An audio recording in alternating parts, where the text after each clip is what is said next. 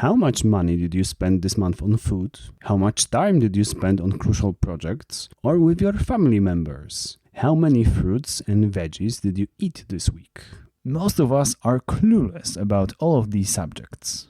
We have so many things on our plates and minds that we don't pay much attention to them. And as soon as they are done, we forget what exactly we did. But it doesn't have to be like that. We can collect important data about our lives and make useful improvements.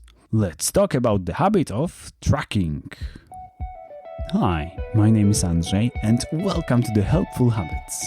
In this podcast, we'll learn how to employ good habits that will do the hard work for us. How to change our lives for the better, not by taking massive leaps, but with the help of small, easy to implement steps. This podcast is brought to you by The Land of Habits, the educational board game with which you will develop new habits and skills. Check it out on landofhabits.com. Why it is so essential. As Tom DeMarco rightfully observed, you can't control what you can't measure.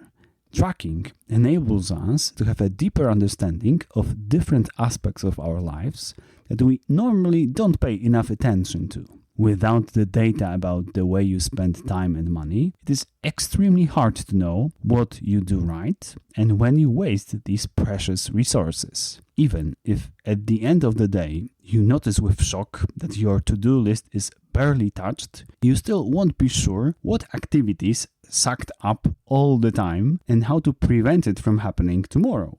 Even if you see on your scale that you gain 2 kilograms, without tracking what you eat, you will be clueless what caused this change. It is like with a patient in the hospital in the intensive care unit. All of their body vitals are constantly monitored. If something bad is happening, doctors know it instantly and can react to it. The reaction time in many cases will decide whether the patient will survive or not. Without tracking the blood pressure and breathing, often it would be too late to help them. For us, not tracking vital areas of our lives probably won't have such a dramatic consequences. Spending too much on ice cream won't kill you. Neglecting your friends and family one day won't make them go away. But tracking can help you open your eyes and see existing problems that you were not aware of. Then you can track and hunt down the lurking beasts. Now, let's explore a different metaphor. Please imagine that you are going to a grocery store without your shopping list. You have a vague idea of what exactly you need. How will the situation develop? Probably in your cart will be plenty of products that you don't need and a few necessary ones will be missing. Similarly, in our lives, without moments of self-reflection or habits of tracking, it will be extremely hard to make the best possible decisions. We will be like a child in the fog, not really sure if we are going in the right direction. How can you develop the habit of tracking in your own life? Triggers, behaviors, and rewards. If you don't want to be that child, I have simple ideas on how you can know yourself better. Tracking time. Let's start with the easiest solution. You can install in your phone and computer apps that will do the job for you.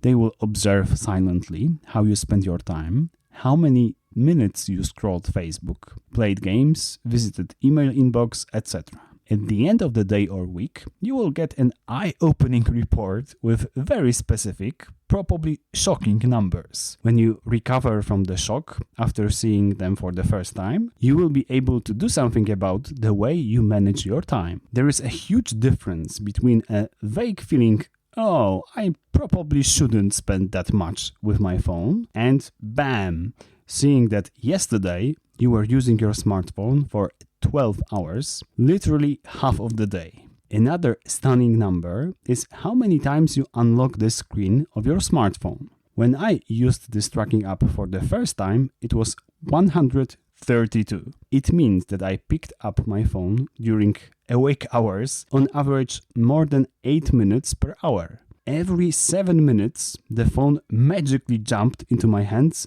distracting me from doing my work. Just seeing these numbers and understanding what they mean, for example, for your productivity, can be enough to make a decision to change it and implement it. If you want to enhance your relationship with your smartphone, I strongly encourage you to install Quality Time or Rescue Time app or any other that serves a similar purpose. Hopefully, you don't spend all of your time with your phone in hand. If you want to be a master of your time, you should look more closely at how you spend the entire day. If you are old school, you can have a portable notebook where every full hour, 10, 11, etc., you make a short note. What you were doing in the previous hour. For example, from 7 to 8, I took my kids to school. From 8 to 9, I planned my day and made a few phone calls. For me, much more convenient is using time tracking technology. My favorite app is Toggl, Toggl. Every time I start a new activity, I turn on the timer and make a short note. I'm working on a presentation. I'm going to a meeting. After I finish it, I stop the timer. After using the time tracking app for a couple of days, you will have your most popular task in the database. Thanks to that, instead of writing a whole sentence about what you will do next, you can type the first two letters and the program will automatically suggest the rest. With every passing day, using this app will become easier and easier. What are the benefits of knowing how exactly you use your time? You can easily identify, catch and put into prison the worst time thieves in your life. By doing so, you will free up an abundance of time. 2. Your plans for a day or a week will become extremely accurate because you precisely know how much time you need for a particular task. 3. You will see which of your key values, relationships, and projects are neglected. You don't spend enough time on them. Let's see how we can design this habit. After I hear the alarm in my smartphone, every full hour, I'll immediately take my notebook and make a short note about how I spent the passing hour. Thanks to that, I'll feel in control of my life. Or, after I am about to start a new activity, I'll immediately make a short note about it in a time tracking app on my phone or computer. Thanks to that, I'll be glad that I am on the path of becoming a time master. Tracking money. Have you ever wondered at the end of the month or a year where all your money went? If you are clueless about it, the habit of tracking money is definitely for you. The idea is very simple. Each time you spend money, you make a short note about it. What you bought, to which category it belongs, food, entertainment, education, transport, and how much it cost. At the end of the month, you will have absolute clarity about your finances and your shopping decisions. You will see that a donut miraculously sticks to your bread each time you buy it in the bakery, and monthly you consume 20 of sweet treats. You can be shocked how much all of the subscriptions to services on your phone, computer, or TV cost. Each of them can be quite cheap, but altogether it could be a substantial sum. With this knowledge, you can make a conscious decision which of them you really need and where you can easily save money by canceling the subscription. Another benefit of this habit is prevention. You will probably think twice about buying 5 bags of chips or another watch or pair of shoes if you know that you will have to make a note about it, that there will be proof of your crime. This way, you will save money and yourself from feeling guilty. What exactly can this habit look like? After I spend money on the internet or in a real store, I'll immediately make a short note about it in my notebook or smartphone. Thanks to that, I'm glad that I have more control over my money and decisions. After I have supper on the first day of each month, I'll immediately analyze my last month's spendings and write down 3 key conclusions about what I should do differently this month. Thanks to that, I'll feel hope that I'll spend money in a better way and maybe even save some. Tracking food. We all probably heard a ton of times what we should eat and what kind of food doesn't really serve us. But how many of us are using these guidelines in practice every day? Do you know even one person who can do that? Eating healthy is a big challenge, especially nowadays when we have so many temptations to use tasty and ready-made food that at the same time is harmful. If you are particularly interested in this topic, I encourage you to listen to the previous episode where I recommended many ways how you can improve your health by eating better. But for now, let me introduce a different idea: the habit of tracking your diet. By diet, I don't mean a specific instruction on what you should and shouldn't eat or drink, but all the products you consume. Each time you put something in your mouth and swallow it, you record it. Many scientific studies show benefits of having a food journal. It is one of the best methods to lose unwanted body fat, reduce your weight, and add more healthy products to your diet. The problem with keeping this kind of journal is that it requires a lot of time and it is quite boring. How can we enjoy the benefits from this activity and at the same time make it quick and fun? Instead of making notes about your meals, take a selfie with them. This way, you still will have the full documentation of what you ate.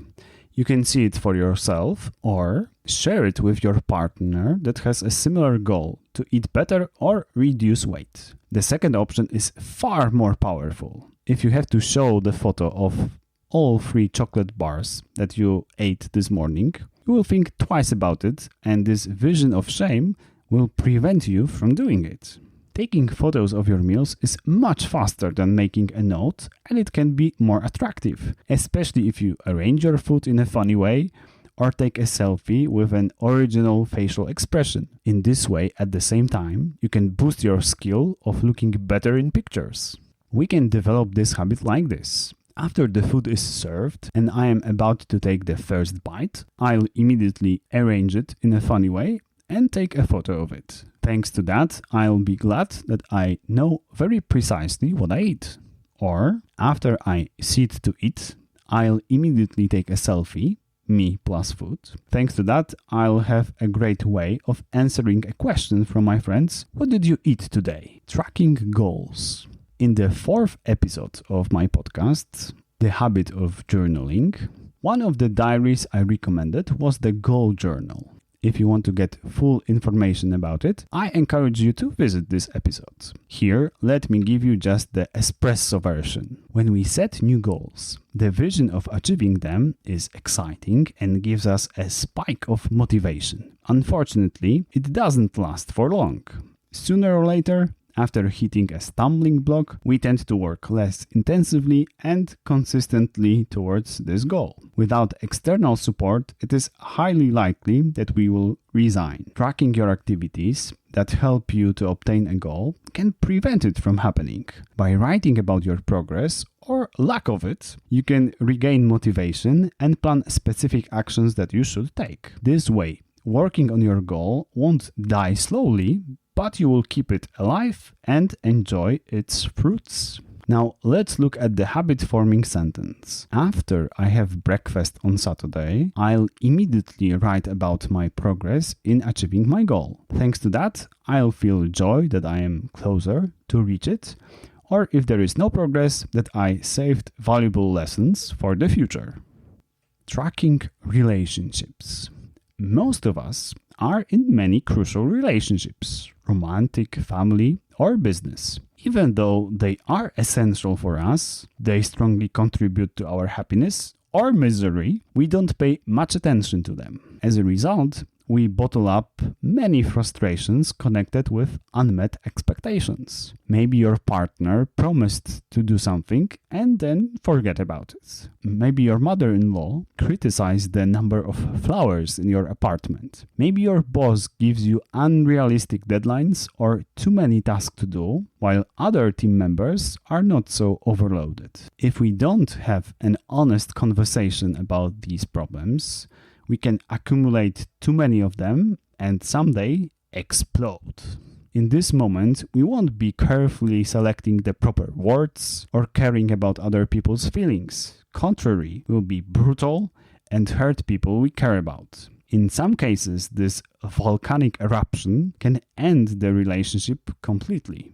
Let me recommend a much healthier alternative. Instead of waiting for the bomb to explode, we should have a special moment to talk about the relationship, preferably every week. During this meeting, you can also appreciate all the good things that your partner did for you and also suggest calmly what they should change from your perspective. Having this regular meeting will give you the chance to clear the air, set some rules, or remind the existing ones. You can also give positive feedback, so that you see and appreciate all the good things that this person is doing for you. And hear some good words about yourself. All of us need that from time to time. How to put these ideas into practice? After I noticed an exceptionally good or bad behavior of my partner, I'll immediately make a short note about it, describing the facts and my feelings. Thanks to that, I'll be glad that I know what and how to communicate the message and can reinforce the relationship. After we drink a hot beverage together in the morning, we'll immediately sum up the last week of our relationship, naming good things and areas for improvement. Thanks to that, we'll be glad that we resolve or prevent serious problems. Final words. Tracking any aspect of your life gives you a unique perspective. You can become an observer and see your actions more objectively and clearly. Only then can you make necessary corrections to direct your life to the desired destination. Take control over your time, money, or food you eat. Build better relationships due to regular conversations. May the power of good habits be with you, and till next time.